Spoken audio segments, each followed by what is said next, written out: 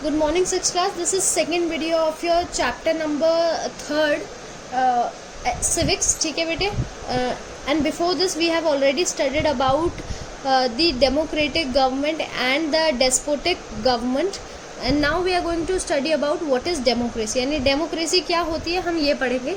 Democracy is that form of government in which the mass of people possess the right to share in the exercise of sovereign power. यानी democracy क्या होती है बेटे एक ऐसे form of government होती है जहाँ पर मास ऑफ पीपल यानी लोग कई सारे ही लोग क्या करते हैं अपने राइट्स को शेयर करते हैं और एक्सरसाइज करते हैं अपनी पावर को. Democracy literally means rule of the people. और डेमोक्रेसी का एक्चुअल मतलब क्या है कि जो रूल है रूल पीपल का.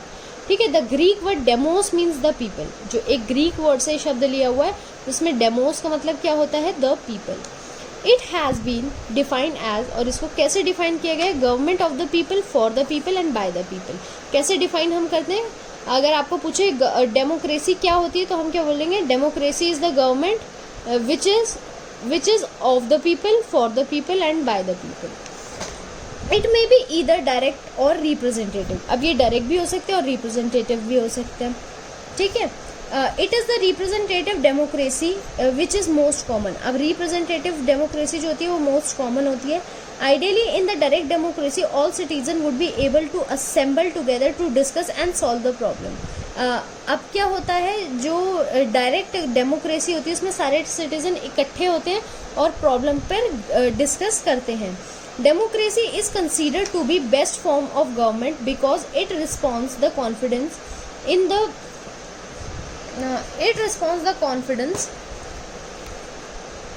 confidence in the people's capacity to govern and involve them in the political process. क्या होता है डेमोक्रेसी को बेस्ट फॉर्म ऑफ गवर्नमेंट क्यों बोला गया बेटा. क्योंकि इसमें लोगों का कॉन्फिडेंस होता है क्योंकि वो खुद से अपने नेता जो है वो चुनते हैं और पॉलिटिकल प्रोसेस में हेल्प करते हैं या उनके साथ रहते हैं.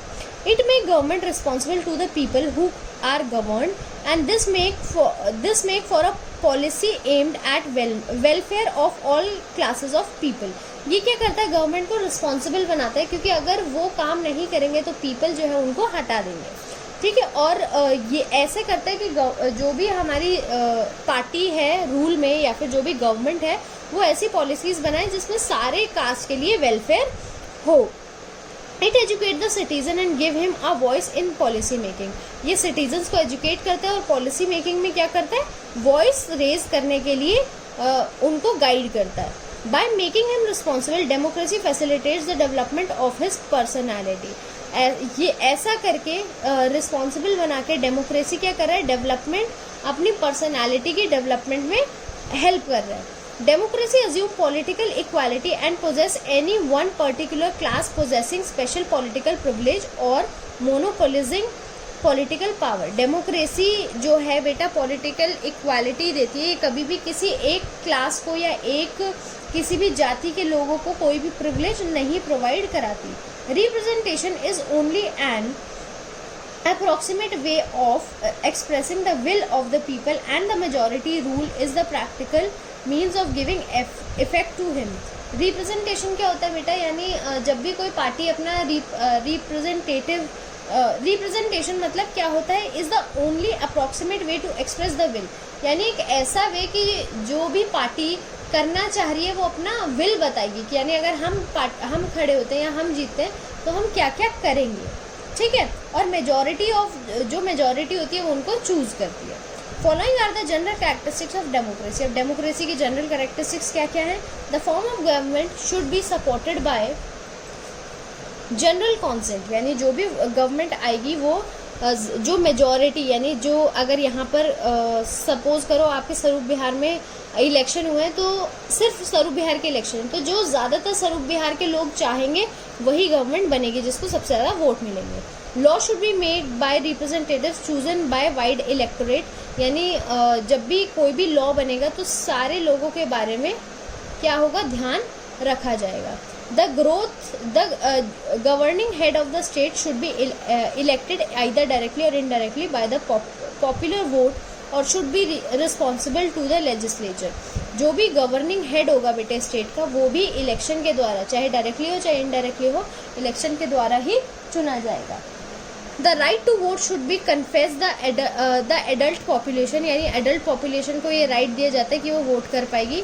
Election should be periodically held in the free and fair manner, election जो है वो साफ सुथरे मैनर में होना चाहिए, कोई भी घोटाला वगैरह नहीं होना चाहिए।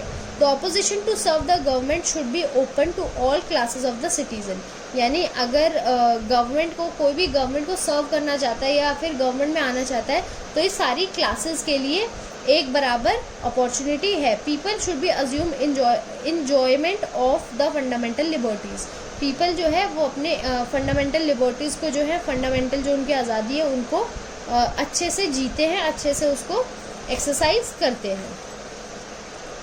Power of the government should B limited by the fundamental law of the land, जो पावर है गवर्नमेंट की वो क्या है, फंडामेंटल लॉ जो है हमारी लैंड का वहीं तक है, ठीक है। Popular participation is the foundation of the democratic setup, यानी अगर लोग ही पार्टिसिपेट नहीं करेंगे तो डेमोक्रेसी का कोई मतलब नहीं है। तो इसका फाउंडेशन ये क्या है, पॉपुलर पार्टिसिपेशन, यानी ज़्यादा से ज़्यादा लोग पार्टिसिपेट करें। In the absence of it democracy can neither be real nor fruitful, अगर ऐसा नहीं होता है तो ना ही डेमोक्रेसी रियल है वहाँ की और ना ही फ्रूटफुल है, ठीक है बेटे, ना ही फ्रूटफुल है मतलब अच्छी नहीं होगी। Popular participation means participation of the people in the running of the government, in the political processes, in the activity of these state। अभी मैंने आपको बताया था कि यानी हमारा जो पार्टिसिपेशन है उसका मतलब क्या है कि ज़्यादातर लोग जो है गवर्नमेंट के डिसीजन में पार्टिसिपेट करें। Adult franchise is the most popular form of popular participation, adult franchise मतलब जो वोट, आपको वोट मिलने का राइट मिलता है वो जो है सबसे पॉपुलर फॉर्म है हमारे किसका, पॉपुलर पार्टिसिपेशन के उस टाइम पे जो ज़्यादा से ज़्यादा लोग हैं वो पार्टिसिपेट करते हैं और वोट देते हैं। Though the adult franchise government is constituted and represented are elected, universal adult franchise means that all the adults of the age 18 years and above in the country are allowed to vote. क्या है universal adult franchise बेटा, ये है कि जो भी citizens आपके country के 18 से ऊपर है उन सभी को वोट देने का राइट जो है दिया जाएगा। Parliamentary system of the government also known as democratic government, parliamentary system of government भी बोला जाता है डेमोक्रेटिक गवर्नमेंट को, was given to the world by England. किसने दिया है ये डेमोक्रेसी का कॉन्सेप्ट दुनिया को, इंग्लैंड ने दिया है।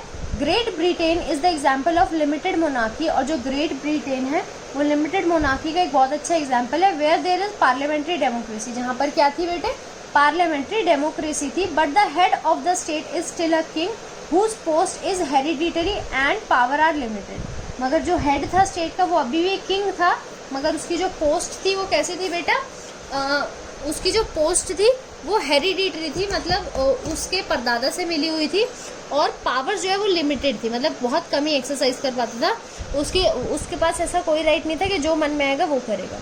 Real head of the state is the prime minister, real head जो होता है स्टेट का वो कौन है, prime minister. This is a system also known as parliamentary form of system, और इसी को हम क्या बोलते हैं, पार्लियामेंट्री फॉर्म ऑफ सिस्टम बोलते हैं, फॉर्म ऑफ गवर्नमेंट बोलते हैं।